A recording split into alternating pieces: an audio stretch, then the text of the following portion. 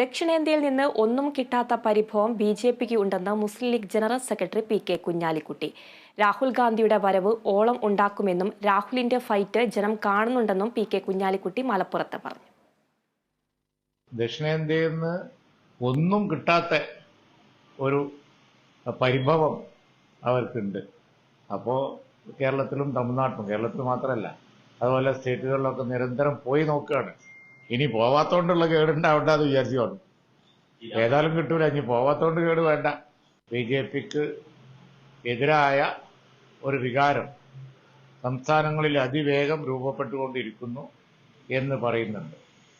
അതാണ് ഇനി നമുക്ക് കാത്തിരുന്ന് കാണേണ്ടത്. മേജർ സംസ്ഥാനങ്ങളിൽ യു.പിയിൽ, ബീഹാറിലൊക്കെ ഇന്ത്യ സഖ്യം ഇൻടാക്റ്റാണ്, വളരെ ശക്തമാണ്.